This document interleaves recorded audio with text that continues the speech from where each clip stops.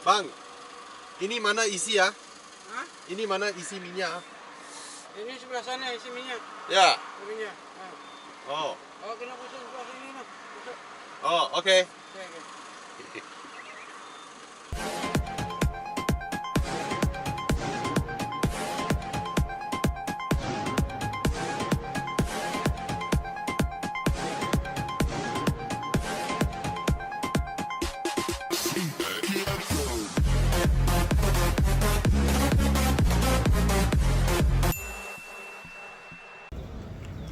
Hi guys, we're gonna roll off now in the XC40 Recharge. You know what I felt just now? As I walked towards the car and I opened the door to put my bags before we're supposed to like head off to do the group photo. As I opened the door, right, I felt aircon. You know, in my impression is that, you know, it's a sunny, warm day in Malaysia. We would have expected a certain temperature of air coming out from the car, but it was actually cold air. Electric cars, you can precondition the air conditioning unit inside. Yep, I'm gonna go through the day. It's gonna be a fine day, alright, with the medias in Malaysia here. I'm actually driving something quieter than a Rolls Royce. It's quiet, it's absolute quiet in here. Any electric car, most electric car I would say, that has the range of about 400 to 500 kilometers, right, would do really well in Malaysia. When we drive on a daily basis, right, we can drive probably about 500 kilometers, and then we need to rest, and then we need to check into the hotel and we need to rest. That's more like the reasonable physical limit. I don't mean an endurance drive. So when electric cars are able to reach 400 kilometers on a single drive, it's already on 90% of what we in Malaysia would do. So this one pedal driving, right? The moment you throttle, the car lurches and then you let go and then it stops. It's perfect for those passive aggressive people during traffic jams. They want to, you know, find their space. Yeah. Alright, and I tell you, this car's acceleration is mad. It is mad. Look at that. EVs are mad. Keep right at the fork. I just stopped the car and then I'm like, hey, where's the parking brake? Yeah, we just have to get used to this. There's no parking brake. There's a lot of stuff, and we just have to get used to this. All right. Yep. Oh, just had a fantastic drive on this new XC40 Recharge EV. All right. We drove all the way from Kuala Lumpur, past this bridge, all the way up there, up the mountains, and then make a U-turn all the way back here and park here. We're on a tight schedule, so everybody has their own little corner to do their own stuff. That color is very nice, alright? And this is a dark grayish blue that I have no idea of the color, alright? But yep.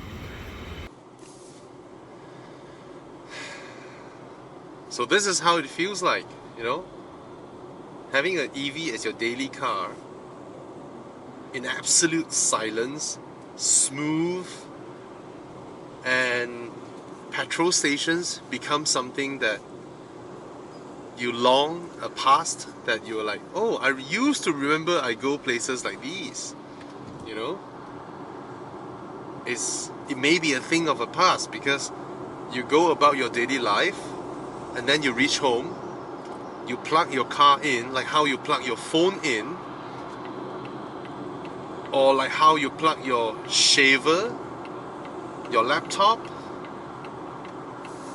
your various other devices, and that's it.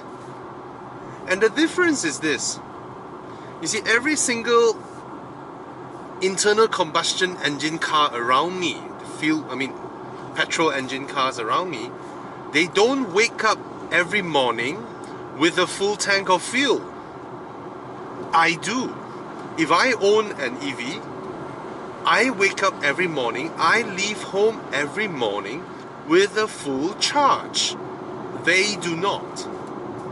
So that's the interesting aspect, right? Of course, they could if they travel to a petrol station every single day. But that is a little bit inconvenient for most people. But going home isn't inconvenient. That's a huge revelation. Right. Very stable, very comfortable. Best of all, I can turn this on. My favorite, Volvo's drive assist is locks me up, and there I am. 3 kilometers. Take the interchange on the right. Not doing anything. Okay, it wants me to hold the steering wheel. Okay, I'll hold the steering wheel. Okay. I'm not sure if I'm the only Malaysian who has done this. I have done pilot assist on a traffic jam to Singapore for 8 hours. Alright, so when you go very slow, inching traffic, it will keep itself there. And it was an 8-hour jam In to 800 Singapore. meters, take the interchange on the right. Yeah, it was an 8-hour jam to Singapore. And I've done that purely with pilot assist. Very nice. So, this is the new identity that they say, you know, because it doesn't need air intake to burn fuel, right? So how was the driving experience? The driving experience is really good in one way, but also very normal, because what Volvo did to this car is that they made it drive and behave as normal as possible as their other cars. So the disparity isn't that big, apart from the fact that you have a lot of power immediately at hand, and then you have absolute quietness and comfort, and it's effortless. Now there's this single pedal driving mode thing, whereby I think it's available to all EVs, whereby you step the throttle pedal to move, and then when you lift off, it's actually converting all the kinetic energy into battery, right, by recharging it. So it is a very aggressive recharge in a way. So that one, it makes your car feel like, you know, you're accelerating, and then the moment you lift off, the car will do that because it slows down very abruptly. Okay, in that mode, for city driving, it's totally alright. But when you're having passengers in your car, they may suddenly feel the lurch forward. Alright, I've said that amongst the premium brands, the XC40 is the best entry level SUV. Alright, amongst the GLA, amongst the X1, amongst the UX, it has always been the best. Now there is an alternative of whether you want petrol or EV, and I think EV is great, because every family's XC40 is not their one and only car. It is always their secondary car. So as a secondary car, the XC40 is the correct car for Volvo to go into EV first, because the family might already have their Alphas, you know, or their BMWs or whatnot, or a Volvo XC90, you know, they might already have that, but they have a secondary car that it, you know, for daily runs and school runs, you know, grocery gather, a trip to the salon, or, you know, getting the fingernails done, yeah, things like that. And EV is a much better car in doing these things than a petrol car. Moreover, way lesser maintenance. Way lesser maintenance required. A speed trap. Hello, Jake. Since we don't need to refuel, we have absolutely no relationship with whatever's going on here. Yeah, EVs.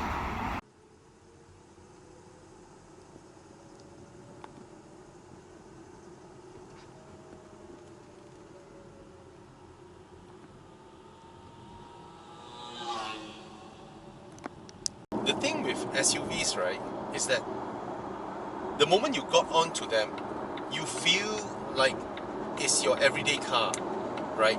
It doesn't carry that sporting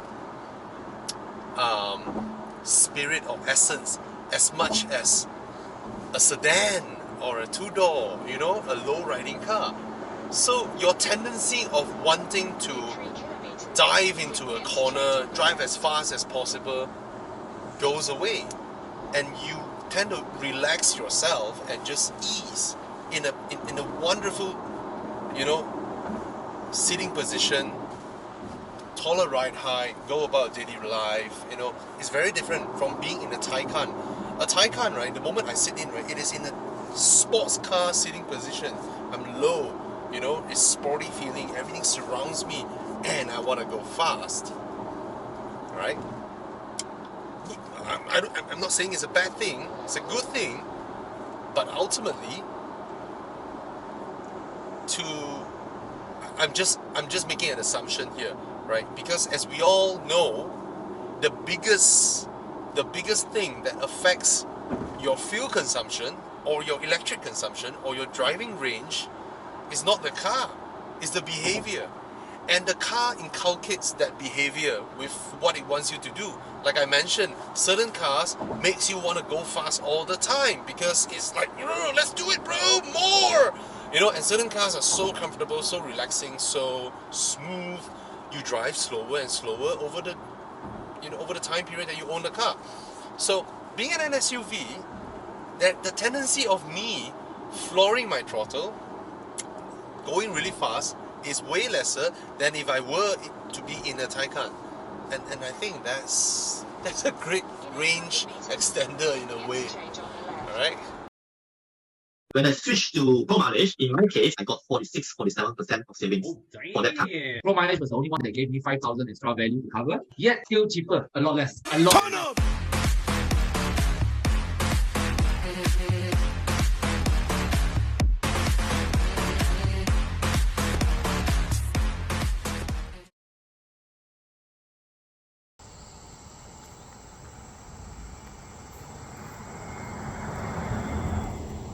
So just as other XC40s, the seat back is kind of straight when compared to other cars. It's only slightly straighter, but that is also further emphasized by the availability of a lot of leg room, and that makes you want to slouch, and the moment you want to slouch, you kind of felt that the seat back is straight.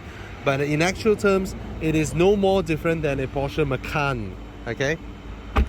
So in the XC40 Recharge, everything is the same except that you see these little badges over here. You see these little badges. There are no tailpipes, of course. No tailpipes. Just now I pulled a little joke on the petrol station's attendant, asking him, you know, how do I refuel my car? Well, that's of course just for fun. The seats are just like Volvo's seats, very comfortable, very nice, very easy ingress and egress as you go up the car and down. And then all these are just as similar, you know, the door covers all the way down here so that these parts are clean. You don't bring dirt into the car with your pants and all that. And of course, I brought this little thing here just to show everybody. You know, you see it on pictures, but you don't see it. Oops, oh dear. Sorry, those are my car maintenance invoices. When you drive a petrol combustion car, you have a lot of invoice, especially when you have a V8 and a V12. Now, this is a big iPad, which is sort of like the size of some 13-inch MacBooks, all right? Look at that. How many door bins can do that? How many door bins can do that?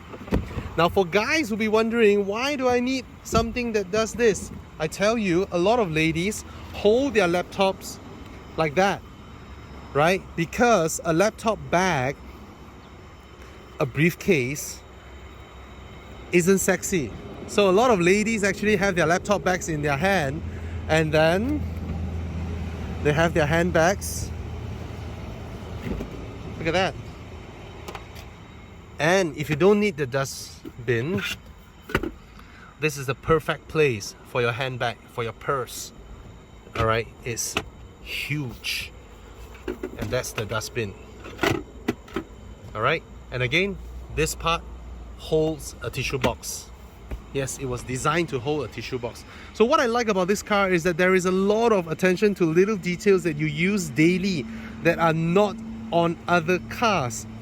This is one, alright, the huge door bin, alright. The placement of the wireless charger instead of, you know, some cars like the 5 Series. The 5 Series gave you a wireless charger, but it doesn't even fit a Samsung Note 10. And Samsung is a tech partner of BMW. I don't understand that. Alright, this one is in the correct orientation, which means while you charge your phone, you can still put a lot of other stuffs. And there's a little card holder over here. There's this little thing that you put your phone. There's this dustbin here. It's just, it makes so much sense, right? And then this one folds this out, and then how many kg does it say? It folds 2 kg. So not for my bag. Hey, my bag without this does. See? Lovely. All these little details matters. All right. And you have the normal driving mode of using the pedal and the brakes, or you can have single pedal mode where you just use the throttle, or you can just press this button once and then you go into full pilot assist. Alright, so all these are so convenient. Alright, and then one button to go to the main menu, and main menu, this is sort of fixed. You can go to the map immediately and you go back to the home screen, you go to your phone immediately and you go back to the home screen and you go to your media immediately. It's so easy. Alright, hello. So yep, that's how this car is. It comes with Pirelli P0, but don't say that this is a firm thing, because car makers sometimes they change what they spec for their tires. All right, so there are 2 motors, one at the back, one at the front, you know, with the battery on the floorboard. So this car has a very low ride height. The ride height of this car is just really low. That's why when you corner, it's very, very stable. It doesn't have a high center of gravity. Okay, and the total output, 660 Newton meters of torque, 408 horsepower. Is fast. It's very fast. 4.9 seconds to 100. And that's the charging cable. You know, it fits inside here. Very nice. And then you take this out. Oops. The umbrellas are blocking. I'm sorry. Yeah. Okay, so that's really nice. And then these, you see the little logos there? Shopping bags. Shopping bags. Yes, you pull this up. That's for you to hang your shopping bags. And if you need more heavier duty one, these ones, alright, they work. I just love how they package this car, alright, so that those things won't move around. That's why you need a separator, alright.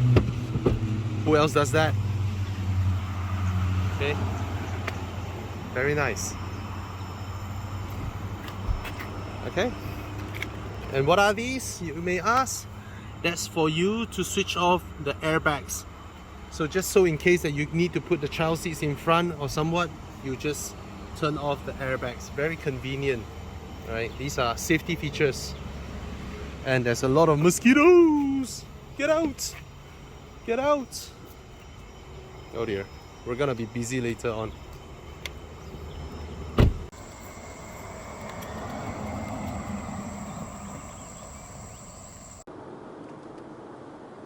After a while, you sort of forgotten you are in an EV car because it doesn't do the EV stuff, you know. What I mean by that is that I'm gonna point to the Taycan again. The Taycan wants to remind me I'm in an EV all the time, right? Yeah, I have all this futuristic visuals going on, and when I accelerate, the Taycan will make a spaceship sound. You know, it does that. This one doesn't. This one it's just a normal car. You know, that is very smooth and very quiet, which is very interesting here. Volvo did not attempt to make us feel like we're in something different. where in fact they are turning an EV to blend it into our lives just like a normal car that we're used to, instead of expecting us to buy into a whole new different experience of driving an EV. Right? They don't see it as, they don't need us to see it as we're going into some spaceship, you know. It feels so normal after a while, just the fact that I go home and charge, that's it, instead of going to the stations. Now you may ask, per full tank, alright, 400 kilometers, let's put it that way, how much does it cost to charge it for 400 kilometers? You know what's the answer? It was 29 ringgit. 29 ringgit for a full 400 km of range. How do you beat that? Okay, I might have said that yes, the car is by default on one pedal mode, but this is a much more familiar feeling that I don't think I want to go back to one pedal mode. You know, this is just so much more familiar to us, you know, rolling downhill and let momentum takes its course, and we see an uphill, we know the car will slowly, the coasting will slow down a little bit, and then we reapply throttle. This is a much more natural feeling, and also it is actually more comfortable for the passengers in the car when you are not driving with one pedal mode, because one pedal mode is as if the brakes are clamping down a very aggressive recharge, you know. Hey, we need to slow down. Guys, I want to show you guys something. Okay, there's a lot of magic going on here. So this, of course, is the wireless charger, right? There we go. Alright, so it's not a fast charging, but hey, it's a wireless charger. Now, most phones are like that, but I'm lucky that my phone, okay, I have a very thick casing. It just about got itself slot in and was able to charge, okay? What got me curious is that I've kind of felt there's something there blocking me, and then I realized, okay, that's our Evo Club card. I realized there's a hidden card holder here. There's a card holder here, can you guys see it? Alright, and it's so convenient to slot in and take out. And we also discovered something. Look at this little thing here. What does it do? Ta-da! Holds your phone! Very nice. And the back seats, very spacious, upright, visibility is good, very good even to the sides. You sit on the same height as the front passengers, and then I get a ton of leg room, right? Look at that little Swedish flag here. Okay. And of course, pull this down, I get an armrest. What about headroom? More than a palm of headroom. I am 5'11". Okay, I get more than a palm of headroom, and this is the amount of space I have as a 5'11". Okay, a lot of space, just nice for drinks, and then the whole thing is carpeted. Did I mention this whole thing is made of plastics that were recycled from the ocean? Yep. And do you get premium sound system, Harman Kardon premium sound system, cars like these? Alright, you get them with this. Alright, let's get in here. How do I turn on the car? I have no idea. Oh, is it on?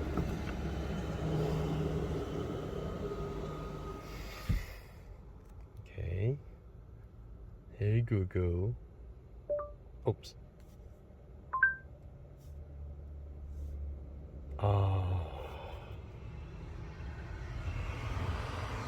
Yep, under the sun you get the smudges, okay? No choice. Oh yeah, forgot about this.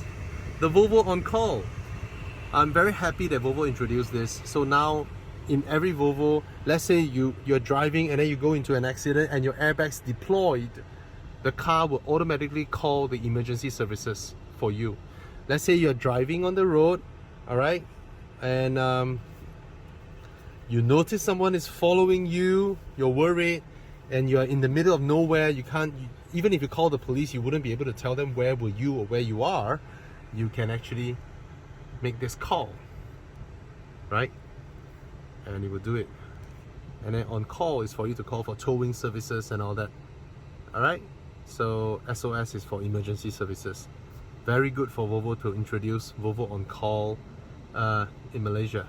All right, and no, it's not the concierge service like BMW, whereby a human will, you know, accept your call and all that, help you find restaurants and send them into your navigation, because you don't need that. Because with Hey Google, find me a Japanese restaurant. There's Harshakudo Hashi Tank 19 minutes away. Want to navigate there? See, I don't need the concierge service to tell me that. Hey Google. Hey Google, find me charging stations. You know what's funny? The locals are all looking at us because it's a row of cars strolling by in absolute quiet.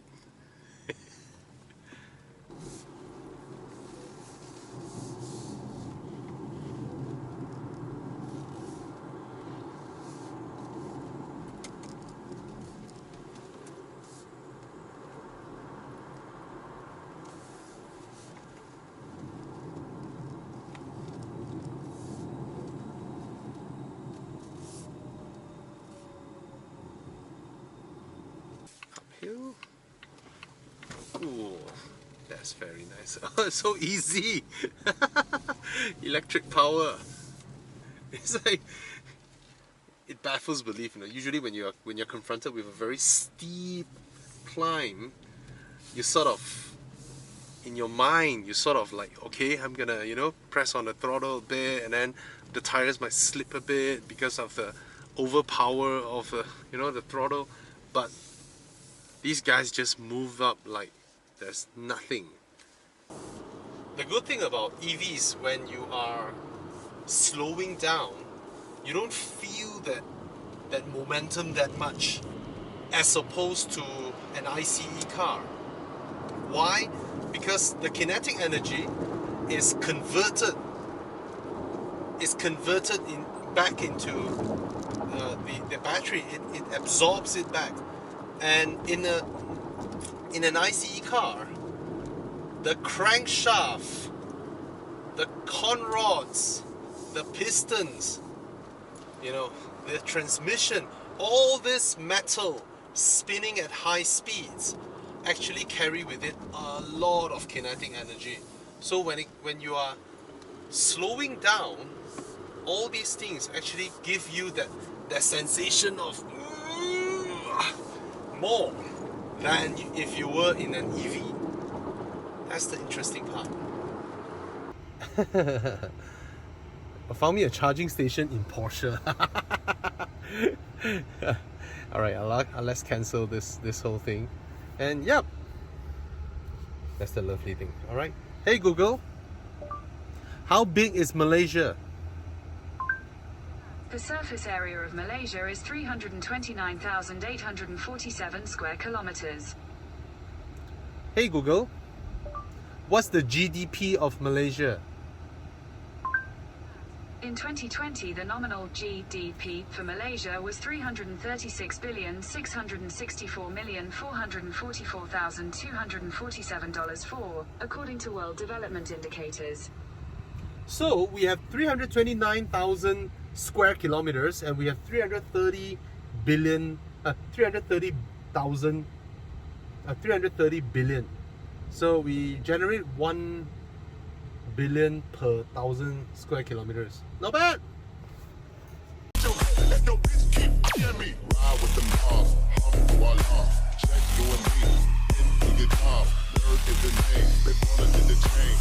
Photo watching, he plain Jane.